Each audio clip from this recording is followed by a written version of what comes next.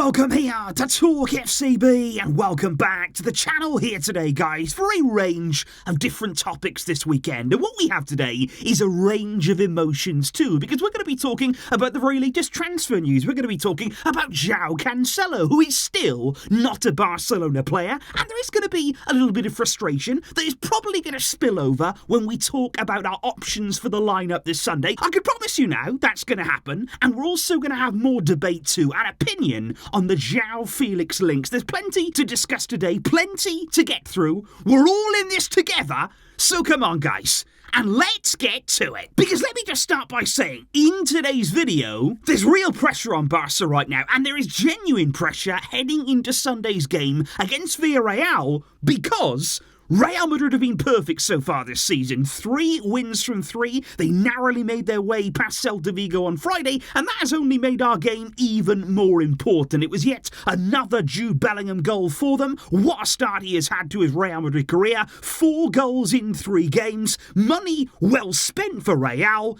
and that means we need a performance. This means right now that Barca have to stand up, show what we're made of, actually come out, take the game to our opponent, and all eyes will be on Estadio de la Ceramica on Sunday afternoon when we need to see something. And if we do start to talk about our attack, the forward line, that has been the big topic over the course of this week, and is Sunday going to finally be the time for Ferran Torres to get a proper opportunity there, maybe from the start of the game? This is a man right now, guys, who has 4 goals in his last 5 matches, and those 4 goals have come in a total of 141 minutes only. That is 1.5 full games. He's scored 4 goals in that time. He's been incredibly effective and clinical in front of goal, and he is looking for an opportunity. It actually came out this week in the media that since the season has begun, Ferran Torres has been doing double training sessions at the Ciutat Esportiva. If there's a group session, for instance, in the afternoon, he will come in the morning and train alone and get a session there on his own to prepare for the day ahead. Apparently he's changed his diet over the course of the summer. He is now working as well with a sports psychologist to help with the mental side of his game. And I think right now Ferran is doing absolutely everything in his power. He's making all the right moves to put himself in a position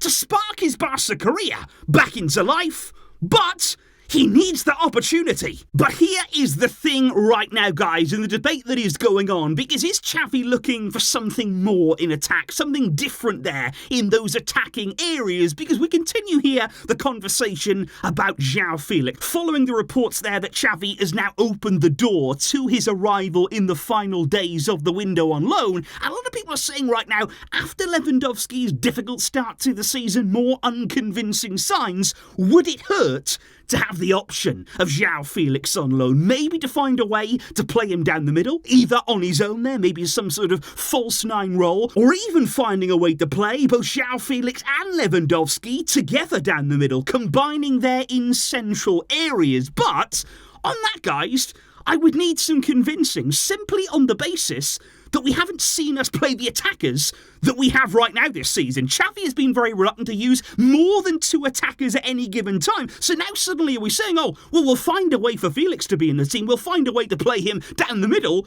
But will we actually? Because if you played him, for instance, on his own as a sort of false 9, we know that he has incredible technical ability, but you would need to have 2 wingers alongside him. You would need to have 2 direct forwards there alongside him to keep the potency in attack. And like I say, we have not seen that so far from Xavi. And the other thing that I would say as well about Joao Felix is, would his arrival on a straight loan deal, would that affect the arrival of Vitor Roque, who of course right now looks set to join us in January, midway through the season? But if we got Felix on loan for a year, would that push his arrival back? Would that there directly impact Roque's future? And could his arrival at the club then be pushed back maybe to next summer if we had Felix on the wage bill and Felix as an option in that forward line? So that is something right now to consider as well when you're thinking about him, because when you are moving on to talk about Sunday specifically there, Barca travelling to Villarreal, there will still be no Xavi on the sidelines for this game. There will also be still no Rafinha as they are serving there the final game of their suspensions. As we also know, We are missing key players there in Pedri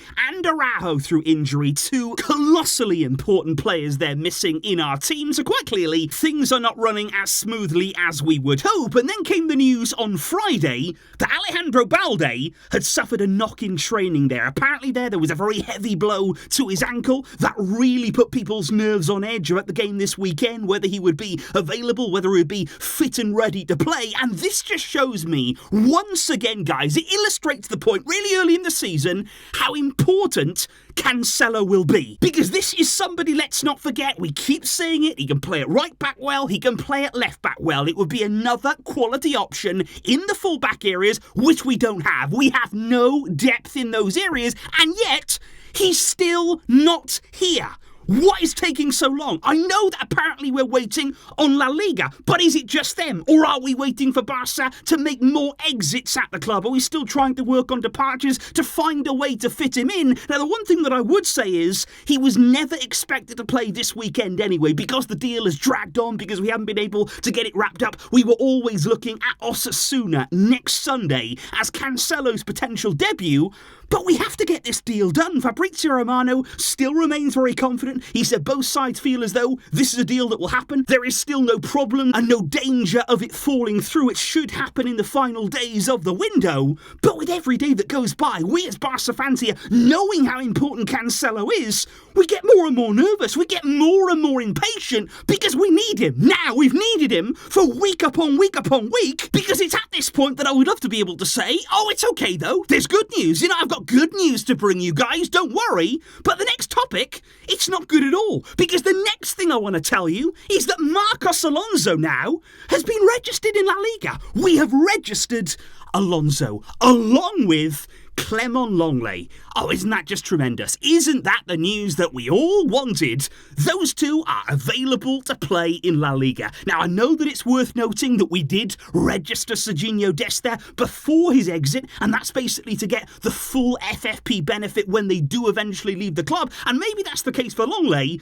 but I honestly feel as though Alonso is just in our plans again this season. I think that Xavi there wanted to add him as that extra option, as that depth, and he has been added to our squad, and he will remain here throughout the season. And here's my big problem right now, because right the way through the summer, we've all been screaming here on the channel about the concerns at fullback, not just at right back, but also left back as well. Because when you have one problem there to Alejandro Balde, any concern at all, and you still don't have a right back, it means that this weekend in La Liga, travelling to a difficult place in Villarreal, it is a very real possibility that we could start with Sergio Roberto at right back and Marcos Alonso at left back. Now, guys, I'm going to break down in tears right now. That's unacceptable. We are FC Barcelona. We are 3 games into the new season, and you are telling me Roberto and Alonso could be part of our backline, our starting backline for Barcelona. Come on, guys, this is a joke. Imagine if this is a Champions League game. Imagine it could be in a month or so time we're going to be playing Champions League football. We're going to be fighting to get out of our group. Imagine if this is what you've got to call upon. That cannot happen. I tell you that now. We cannot accept this right now. At Barcelona, we've got to do something. And then at the other end of the field, I think the big question again will be Lewandowski. Are we going to get a performance from him? Are we going to get an increase there in the level? Is the finishing touch going to come in front of goal? I expect Xavi to start him again. I really do. I think that he is going to stick with him and probably there for the full 90 minutes. But I would just like to show you guys, if Balde was to be fit, how I would actually line up in this game. Because I would there push Koundé out to right back. I would have Christensen and Frenkie at centre back again. I thought he played well enough in that role. It looks as though Alejandro Balde is going to be okay, just about okay to start at left back. He would certainly be there in my team, and I really hope that we can count on him for this game. Then in midfield, you could have a trio. You could have Oriol Romeo, Gundogan, and Gavi all together. And the front line, why can we not just line up with Lamine Yamal, Ferran down the middle, and Ansu Fati on the left-hand side? Now, the reason I put that out there is because everybody will probably be thinking right now, that's not going to happen. And you know what? I know that's not going to happen. I really, really cannot see Xavi doing that.